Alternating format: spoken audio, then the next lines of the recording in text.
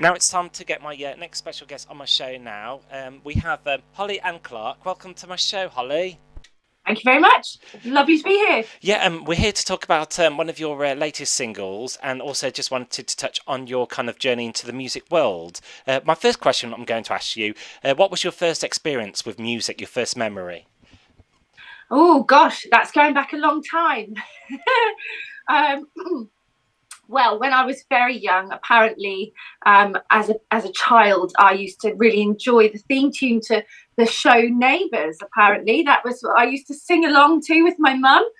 Although I don't remember that, but when I was at school, I remember we used to have a hymn session every morning, and the music teacher would lead us in that, the singing. And a lot of the children in my class and in the year would sort of sing off key or not sing very loudly. But I just thought one day I'm going to try and sing really well. I'm going to try and sing nicely. So I remember I attracted some attention from some of the other kids near me. Were sort of looking, thinking, "Wow, wow, she's really going for kumbaya at 9 o'clock in the morning." But I used to sort of charge ahead with all things bright and beautiful and all these kind of things. And I think it was back then really that I sort of got into singing. Maybe about age 6. Oh, great. So, being in the music world, it was meant to be. Absolutely, I think so. I didn't realise it at the time, but yeah. And who have been your musical influences over the years? Wow, well, that's a really hard question because there's so many wonderful musicians and singers and performers.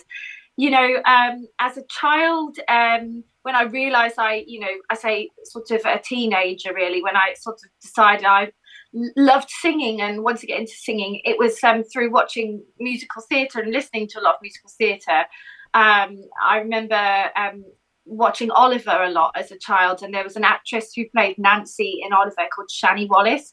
I still think she's alive. I think she celebrated her birthday recently, but she was sensational, and I just absolutely adored her performance, her voice. And I actually played in Nancy in a production as well. And so then it was sort of from there I started listening to a lot of music theatre and was sort of listening to Barbara Streisand a lot. She was somebody that I enjoyed trying to mimic and copy all of these great musical theatre singers. But then, growing up through the years, I've, enjoyed obviously listening to a lot of like pop and soul and disco. And I mean, now I live in Wales, so I'm not from Wales originally, but I enjoy like Tom Jones and Shirley Bassey because they're big here too.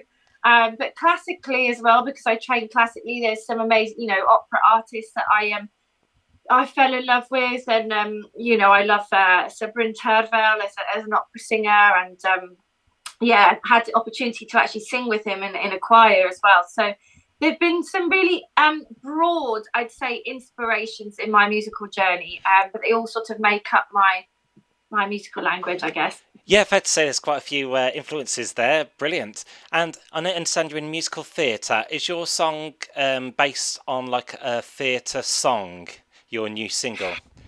Yes. So, well, it's actually featured on an advert at the moment, which is with Virgin Atlantic, I think, not promoting them or anything, but that's where I got the idea.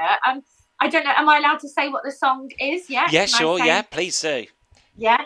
So it's from a musical called La Cage aux Folles, but it's a tune that Shirley Bassey kind of made iconic, and a lot of other singers took it. It's called I Am What I Am, and it is on this advert at the moment as well. I think that's where I sort of thought I heard it again and thought, what, I really like to record this. And I love the big sort of show numbers like that, which become anthems and become sort of iconic songs in their own right. And it's a great song that you can do with sort of a big band style theme to it as well, which I really enjoyed. So yeah, so that's where I got the idea for it. And do you have any shows coming up around your region or in England? Yeah. Well, so I'm actually doing a little concert next weekend in Cardiff, and then in towards the middle of July, to the end of July, we're doing. I actually set up an opera company, but we are mounting our inaugural production, and it's a mixture of opera and musical theatre all rolled into one with um, yeah, some original text and everything. So I'm actually directing that and performing in it as well. So that's something that's coming up quite soon. And I understand you, being a female solo musician as well, you also like to teach music as well.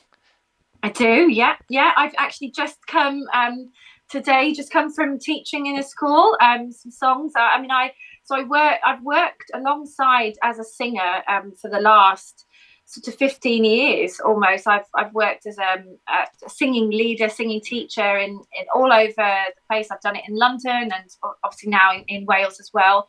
And I direct choirs, and I've conducted in some amazing venues like the Royal Festival Hall in London's David's Hall in Wales. I had opportunity to do a lot of things with the teaching as well, and I really enjoy working with young people because you singing with young people, it's just really humbling because they just enjoy it, and it reminds you why you enjoy it, and the energy that's created in the room is just really special. So yeah, I really enjoy doing that. How essential is it to include music into the curriculum also?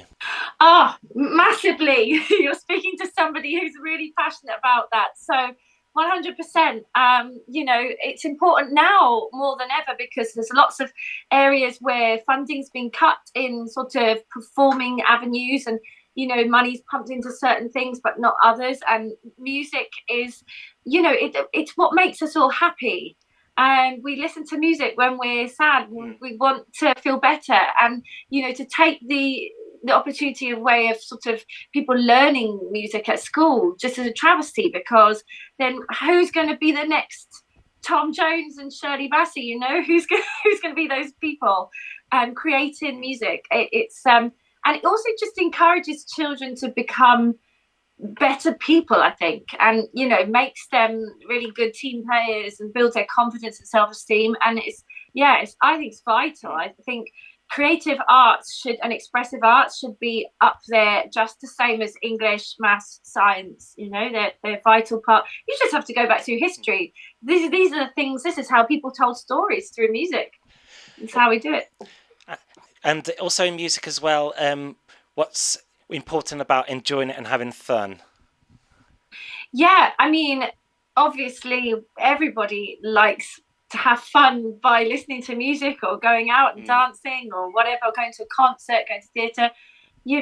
I think music just, for me as a performer, and when I'm performing live to a group of people and you're sharing in that experience, the energy, like I said, that's created in the room, you can't get that feeling or that energy anywhere else. And you realize that it's a gift that you have, that you're sharing with other people, and they're there to experience in those emotions and the expression that's coming through you. And it's just so important to give people that sort of release. I think people use it as a stress release, don't they, with Mm. in their lives. It's yeah, I mean, if you look at anywhere in the world, any culture, music is a vital part of their culture, Mm. whatever way they use it. So yeah, massive importance for having fun with Mm. music and life. Yeah, that's what it's about, isn't it? Just one thing now. Just wanted to ask, have you got a social media page where people can just follow you and see what you're up to and so on? I do, yeah. So on Facebook, I'm Hollie-Anne Clark. Just my name. It's Hollie with an IE and with an E, and Clark without. I always have to tell people just in case I put one of those names. And Instagram is the same, at Hollie-Anne Clark. Twitter is the same, and I have a website as well, hollieanneclark.com. Great. We'll get our listeners to give you a little follow. And also, I know you're going to send me over your track to play now, Michelle. Absolutely. Thanks very much I hope you for. enjoy. Thanks so much for joining on today's show, Hollie, and all the best with your music career. Thank you.